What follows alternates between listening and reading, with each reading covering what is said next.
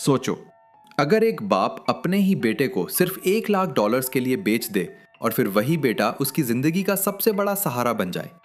ये कहानी सिर्फ रोबोट्स की नहीं, बल्कि एक टूटे हुए बॉक्सर, एक नफरत से भरे बेटे और एक ऐसे लोहे के रोबोट की है जिसे दुनिया कभी सीरियसली लेती ही नहीं थी। लेकिन इसी रोबोट ने एक दिन दुनिया के सबसे ताकतवर चैंपियन को घुटने टेकने पर मजबूर कर दिया। कहानी शुरू होती है साल 2020 से, जहां दुनिया बदल चुकी थी। इसी बदलाव ने चार्ली केंटन नाम के एक आदमी का पूरा करियर बर्बाद कर दिया था। चार्ली इस वक्त सैन लिएंड्रो काउंटी फेयर पहुंचता है, जहां उसके ट्रक के अंदर उसका आखिरी फाइटिंग रोबोट एम्बुश खड़ा है, जो कि एक 800 पाउंड का पुराना बॉक्सर है। चार्ली उसे रीस्टार्ट कर ही रहा होता है कि तभी कर्जा देने वाले का फोन आता है, जो चिल्लाते हुए $30,000 मांगता है। पर चार्ली हमेशा की तरह झूठ बोलकर फोन काट देता है, जबकि सच तो ये था कि उसके पास $1 भी नहीं था। इसी बीच उसका पुराना राइवल रिकी मुस्कुराता हुआ आता है, क्योंकि जिस फाइट का प्रॉमिस चार्ली को दिया गया था वो पूरा झूठ था और चार्ली को बताया गया था कि एम्बुश का मुकाबला सिर्फ 800 पाउंड के बुल से होगा। लेकिन रिंग के अंदर जो जानवर खड़ा था उसका वेट 2000 पाउंड्स था। चार्ली तुरंत चीटिंग का प्रोटेस्ट करता है, पर रिकी कहता है कि फाइट नहीं करोगे तो पेमेंट नहीं मिलेगी। जिसके बाद चार्ली का ईगो बीच में आ जाता है और वो रिकी के साथ $20,000 की शर्त लगा लेता है कि जीतने वाले को सब मिलेगा। रिकी समझ जाता है कि चार्ली अपनी बर्बादी पर खुद साइन कर चुका है। क्राउड चीयर करने लगता है और गेट खुलते ही एक तरफ एम्बुश और दूसरी तरफ वो सांड आ जाता है। फाइट शुरू होते ही एम्बुश 2-3 पावरफुल पंचेस मारकर अच्छा परफॉर्म करता है और चार्ली को लगता है कि शायद आज किस्मत उसके साथ है। लेकिन अगले ही पल सांड गुस्से में पागल होकर सीधा एम्बुश पर चार्ज कर देता है और अपने लोहे जैसे सींगों से एम्बुश का हाथ अलग कर देता है। मेटल टूटने की आवाज पूरे अरेना में गूंज उठती है और एम्बुश जमीन पर गिर जाता है। चार्ली हेडसेट में चिल्लाता रहता है कि उठो और लड़ो, लेकिन वो सांड एम्बुश को कोई मौका नहीं देता और एक के बाद एक हमले करके कुछ ही सेकंड्स में एम्बुश के हाथ, पैर और बॉडी के टुकड़े टुकड़े कर देता है। चार्ली फाइट रोकने को कहता है, पर रिकी उसकी बात अनसुनी कर देता है और इस तरह चार्ली का आखिरी रोबोट भी खत्म हो जाता है और उसके सारे सपने उसी रिंग में टूटकर बिखर जाते हैं। फाइट खत्म होते ही जब रिकी अपने $20,000 मांगता है तो चार्ली समझ जाता है कि अगर वो यहाँ रुका तो आज जिंदा घर नहीं जाएगा। इसलिए वो चुपके से अपने ट्रक के पास जाकर वहां से भागने ही वाला होता है कि तभी 2 लोग उसके पास आते हैं। एक पल के लिए उसे लगता है कि रिकी के लोग आ गए और आज तो वो गया, लेकिन उसके सामने कोर्ट के 2 ऑफिशियल्स खड़े होते हैं और जो खबर वो देते हैं उसे सुनकर पहली बार चार्ली के चेहरे का रंग उड़ जाता है, क्योंकि उसकी एक्स गर्लफ्रेंड कैरोलीन की डेथ हो चुकी थी और उसका 11 साल का बेटा मैक्स केंटन अब लीगली उसकी रिस्पॉन्सिबिलिटी बन चुका था। पूरा कोर्टरूम खामोश था, जहां एक तरफ मैक्स की अमीर आंटी डेब्रा और उनके हस्बैंड मार्विन बैठे थे, तो दूसरी तरफ चार्ली, जिसे अपने ही बेटे का चेहरा तक याद नहीं था। जज बताता है कि कैरोलीन के बाद लॉ के हिसाब से मैक्स की कस्टडी चार्ली को मिलेगी, लेकिन चार्ली के दिमाग में सिर्फ एक ही बात चल रही होती है कि उसे नया रोबोट खरीदना है और न बेटा, न फैमिली और न इमोशंस, बल्कि सिर्फ पैसे चाहिए। आखिरकार चार्ली अपनी ख्वाहिशों के आगे हार जाता है और कोर्ट के बाहर मार्विन जब उसे अलग ले जाकर पूछता है कि कितने पैसे लोगे, तो चार्ली पहले कुछ सेकंड्स चुप रहता है और फिर सीधा $100,000 मांगता है। मार्विन हैरान रह जाता है तो चार्ली अपनी कंडीशन बताता है कि $50,000 अभी और बाकी 50,000 तब जब वो उसे न्यूयॉर्क छोड़ने जाएगा। यानी चार्ली ने अपने ही बेटे की कीमत लगा दी और सबसे दुख की बात यह थी कि मार्विन मान भी जाता है। चार्ली सीधा टैलेट्स जिम पहुंचता है, जो वही जगह थी जहां कभी चार्ली बॉक्सिंग की ट्रेनिंग करता था और अब इस जिम को उसके पुराने कोच की बेटी बेली संभाल रही थी। बेली चार्ली को देखते ही समझ जाती है कि वो फिर किसी मुसीबत में फंसा हुआ है और सच भी वही था। शाम होते ही मार्विन कैश से भरा बैग चार्ली के हाथ में दे देता है और चार्ली के चेहरे पर पहली बार मुस्कुराहट आ जाती है, लेकिन उसे बिल्कुल अंदाजा नहीं होता कि उसका बेटा सब कुछ सुन चुका है। मैक्स धीरे से उसके पास आता है, उसकी आंखों में आंसू नहीं सिर्फ गुस्सा था और वो धीरे से पूछता है कि तुमने मुझे बेच दिया। चार्ली मजाक में बात टालने की कोशिश करता है, लेकिन मैक्स सीधा बोलता है कि तो आधे पैसे मेरे हुए। चार्ली गुस्से में जवाब देता है कि पैसे खत्म हो गए और मैंने रोबोट खरीद लिया है। उस एक लाइन के बाद मैक्स के दिल में अपने बाप के लिए जो थोड़ी सी उम्मीद बची थी वो भी खत्म हो जाती है। चार्ली ने पूरे $45,000 देकर एक लेजेंडरी रोबोट नॉइजी बॉय खरीदा था, जो कभी वर्ल्ड रोबोट बॉक्सिंग लीग का सुपरस्टार सुपरस्टार हुआ करता था। उसकी बॉडी पर चमकती नियॉन लाइट्स, मैसिव आर्मर और डेडली फाइटिंग स्टाइल देखकर मैक्स की आंखें खुली की खुली रह जाती हैं। लेकिन एक प्रॉब्लम थी कि नॉइजी बॉय सिर्फ जापानीज कमांड समझता था। चार्ली उसे चालू करने की बहुत कोशिश करता है, लेकिन रोबोट 1 इंच भी मूव नहीं करता और चार्ली फ्रस्ट्रेट होकर उसे ऑलमोस्ट बेकार समझने लगता है। तभी 11 साल का मैक्स आगे बढ़ता है और रोबोट का सॉफ्टवेयर ओपन करके सिर्फ कुछ ही मिनट्स में जापानीज कमांड मैट्रिक्स को इंग्लिश में रीसेट कर देता है, जिससे चार्ली और बेली दोनों हैरान रह जाते हैं। जब चार्ली पूछता है कि तुम्हें जापानीज कैसे आती है, तो मैक्स मुस्कुरा कर कहता है वीडियो गेम्स। और जैसे ही चार्ली पहला कमांड बोलता है तो नॉइजी बॉय एक जबरदस्त कॉम्बो परफॉर्म करता है, जिससे चार्ली को लगता है कि उसकी किस्मत फाइनली बदलने वाली है। लेकिन चार्ली की सबसे बड़ी प्रॉब्लम ये थी कि वो कभी सब्र करना सीखा ही नहीं था। मैक्स बार बार कहता है कि पहले छोटी फाइट्स लड़ते हैं, लेकिन चार्ली के दिमाग में सिर्फ एक ही बात चल रही थी कि एक ही फाइट में लाखों कमाने हैं। इसी लालच में वो नॉइजी बॉय को सीधा क्रैश पैलेस ले जाता है, जो एक अंडरग्राउंड अरेना था जहां ना कोई रूल्स थे, ना कोई रेफरी और ना ही किसी की जान की कीमत। और यहीं से चार्ली एक और ऐसी गलती करता है जो उसकी जिंदगी को फिर से बर्बाद करने वाली थी। रात का अंधेरा, चारों तरफ चीखते हुए लोग, स्पार्क्स, धुआं और मेटल की टकराने की आवाजें। ये कोई आम बॉक्सिंग अरीना नहीं था, बल्कि क्रैश पैलेस था, जहां रोबोट्स सिर्फ जीतते या हारते नहीं थे, बल्कि उन्हें पूरी तरह तोड़ दिया जाता था। और उसने बिना प्रैक्टिस, बिना टेस्टिंग और बिना स्ट्रैटेजी के सीधा नॉइजी बॉय का मैच अरीना के चैंपियन माइडस के साथ फिक्स कर दिया। और सिर्फ फाइट ही नहीं, बल्कि अपनी पुरानी आदत दोहराते हुए पूरे $50,000 की शर्त भी लगा दी। मैक्स का चेहरा सफेद पड़ गया और उसने कहा भी कि हम तैयार नहीं हैं, लेकिन चार्ली ने एक बार भी उसकी बात नहीं सुनी। फाइट शुरू होती है। अरीना की लाइट्स बंद होती हैं, जहां एक तरफ गोल्डन आर्मर पहने हुए माइडस और दूसरी तरफ जापान का लेजेंडरी रोबोट नॉइजी बॉय खड़ा था। बेल बजते ही नॉइजी बॉय शुरू के कुछ ही सेकंड्स में अपने लाइटनिंग फास्ट कॉम्बो से माइडस को पीछे धकेल देता है, जिससे क्राउड पागल हो जाता है और चार्ली खुशी से चिल्लाने लगता है, क्योंकि उसे लगता है कि आज उसकी जिंदगी बदलने वाली है। लेकिन चार्ली की एक बेवकूफी सब कुछ खत्म कर देती है, जब वो हेडसेट पर बिना सोचे समझे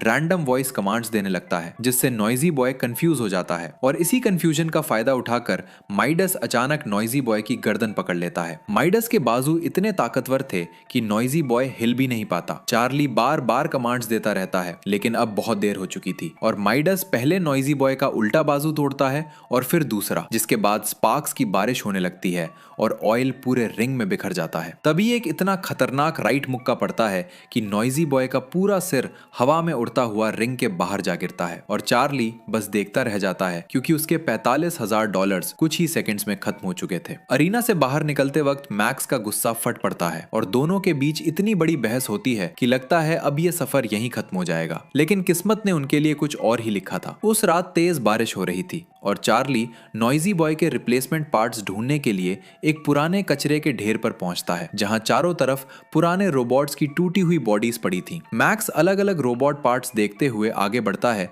कि तभी उसका पैर फिसल जाता है और वो सीधा नीचे गहरी खाई की तरफ गिरने लगता है। पर मैक्स की चीख सुनकर चार्ली बिना सोचे उसकी तरफ दौड़ पड़ता है और जब मैक्स किसी तरह एक रोबोट के हाथ में अटक जाता है तो चार्ली उसका हाथ पकड़कर उसे ऊपर खींच लेता है। तभी मैक्स की नजर नीचे जाती है, जहां उसकी जैकेट किसी रोबोट के लोहे के हाथ में अटकी हुई थी। मैक्स मिट्टी हटाना शुरू करता है तो धीरे धीरे एक पुराना जंग लगा हुआ जनरेशन 2 रोबोट सामने आता है, जिसे देखकर चार्ली हंसता है कि इस कबाड़ का क्या करोगे। लेकिन मैक्स पूरी रात मेहनत करके उस 1000 पाउंड के रोबोट को मिट्टी से बाहर निकाल लेता है, उसे ट्रक में लोड करता है और सीधा बेली के जिम ले आता है, जहां उस वक्त न चार्ली को, न बेली को और न ही मैक्स को पता था कि ये जंग लगा हुआ रोबोट एक दिन पूरी दुनिया का सबसे बड़ा चैंपियन बनने वाला है। बेली के जिम में एटम को वर्क बेंच पर रखा जाता है, जिसकी पूरी बॉडी मिट्टी और जंग से भरी हुई होती है। चार्ली बस एक नजर डालकर कहता है कि इसे रिपेयर करने में जितना खर्चा आएगा उतने में दूसरा रोबोट आ जाएगा। लेकिन मैक्स हार मानने वालों में से नहीं था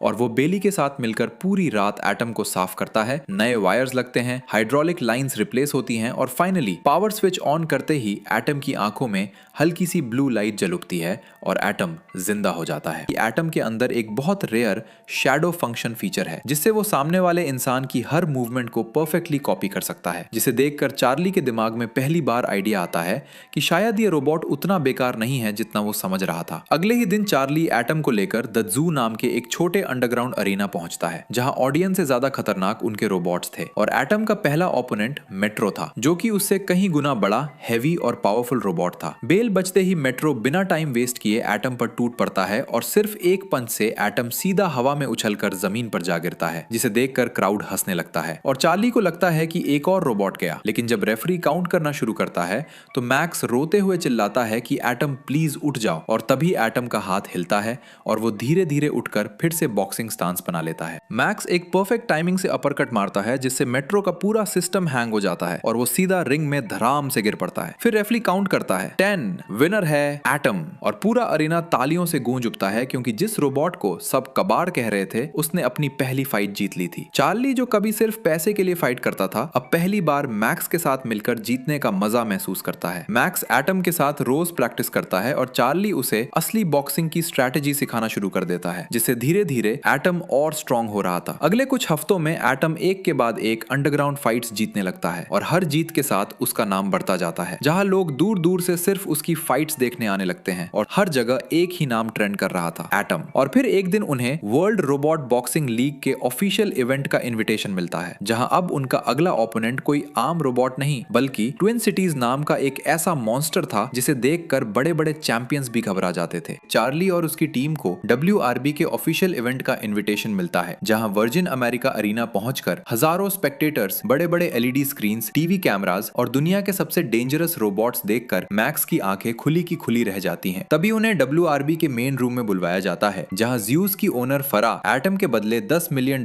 की डील देती है कि एटम उनको बेच दो, लेकिन मैक्स मना कर देता है और फाइट के लिए चला जाता है। अनाउंसर जोर से चिल्लाता है, इंट्रोड्यूसिंग ट्विन सिटीज, और पूरा अरीना अंधेरा हो जाता है। तभी दो चमकती हुई रोबोटिक हेड्स नजर आती हैं, जो कोई नॉर्मल रोबोट नहीं था बल्कि इसके दो इंडिपेंडेंट AI सिस्टम्स थे, जहां एक हेड अटैक कंट्रोल करता था और दूसरा डिफेंस, यानी एक साथ दो फाइटर्स के अगेंस्ट लड़ने जैसा चैलेंज था। लोग हंस रहे थे कि कबाड़ का एटम सिर्फ एक राउंड चलेगा, लेकिन मैक्स बिल्कुल भी डरा हुआ नहीं था और वो एटम के शोल्डर पर हाथ रखकर सिर्फ इतना कहता है कि बस दिल से लड़ना। बेल बजती है और ट्विन सिटीज बिना वक्त गवाए एटम पर टूट पड़ता है, जहां लेफ्ट पंच और बॉडी शॉट से एटम को संभलने का मौका ही नहीं मिलता और सिर्फ कुछ ही सेकंड्स में एटम रिंग के दूसरे कोने तक धकेल दिया जाता है, जिसे देखकर चार्ली को समझ आ जाता है कि पावर से ये फाइट नहीं जीती जा सकती और इस रोबोट को दिमाग से हराना पड़ेगा। चार्ली ट्विन सिटीज को ध्यान से ऑब्जर्व करता है और देखता है कि हर बार जब दोनों हेड्स एक साथ अटैक करते हैं तो उसका राइट शोल्डर थोड़ा सा जाम हो जाता है, जो कि एक बहुत छोटा ग्लिच था, लेकिन एक प्रोफेशनल बॉक्सर की नजर उसे पकड़ लेती है। चार्ली हेडसेट पहनता है और एटम को ट्रेडिशनल बॉक्सिंग कॉम्बिनेशंस देना शुरू करता है और अपरकट, जहां एटम बिल्कुल चार्ली की स्ट्रैटेजी फॉलो करता है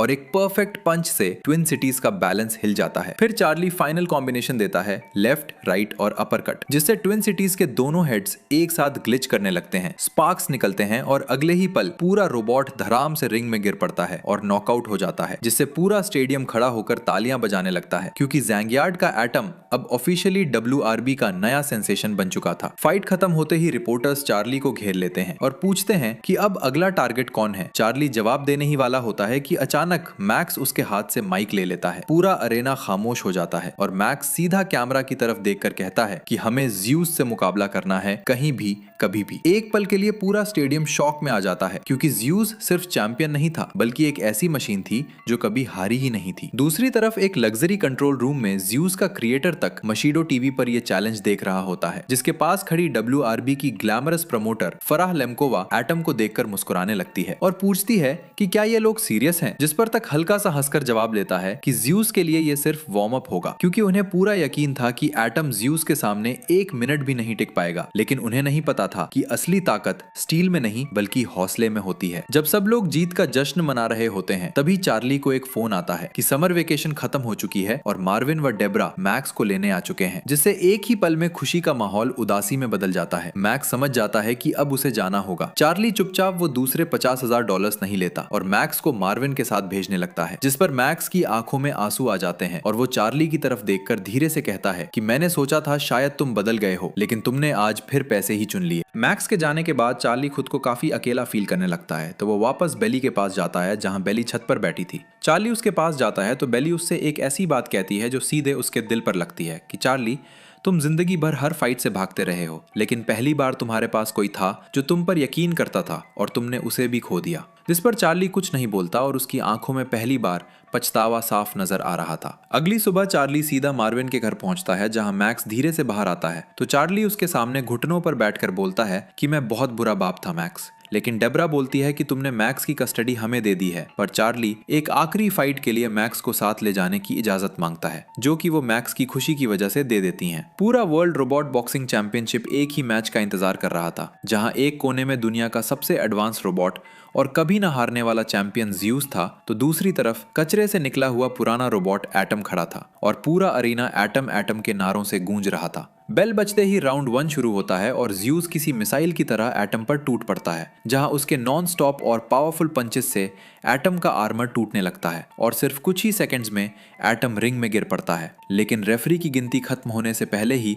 एटम फिर खड़ा हो जाता है, जिसे देखकर क्राउड जोर से चीयर करता है। राउंड 2 में चार्ली स्ट्रेटजी बदलता है, जहां अब एटम सिर्फ सरवाइव कर रहा था और वो ज़्यूस के पंचेस डॉज करके मौका मिलते ही काउंटर कर रहा था। लेकिन तभी ज़्यूस का एक जबरदस्त हुक सीधे एटम के हेड पर लगता है, जिससे उसका वॉइस रिकॉग्निशन सिस्टम डिस्ट्रॉय हो जाता है और पूरा कॉर्नर पैनिक में आ जाता है, क्योंकि अब एटम उनकी आवाज ही नहीं सुन सकता था। चार्ली एटम की आंखों में देखता है तो उसे एटम का सबसे बड़ा सीक्रेट याद आ जाता है और वो मुस्कुराकर कंट्रोलर बंद करने को कहता है, ताकि अब एटम उसकी शैडो देख सके। चार्ली रिंग के बाहर बॉक्सिंग स्टांस बना लेता है और सालों बाद अपने ग्लव्स के बिना बॉक्सिंग शुरू करता है, जहां उसका एक एक जैब, डॉज और लेफ्ट हुक एटम बिल्कुल परफेक्टली कॉपी करके ज़्यूस के फेस पर कनेक्ट करता है, जिसे देखकर पूरा स्टेडियम खड़ा हो जाता है, क्योंकि एक रिटायर्ड बॉक्सर रिंग के बाहर खड़ा होकर अपने रोबोट के थ्रू फाइट कर रहा था, जिससे पहली बार ज़्यूस पीछे हटने लगता है। अब क्राउड सिर्फ एक ही नाम एटम एटम चिल्ला रहा था। चार्ली अपना लेजेंडरी कॉम्बिनेशन परफॉर्म करता है तो एटम भी वही कॉम्बो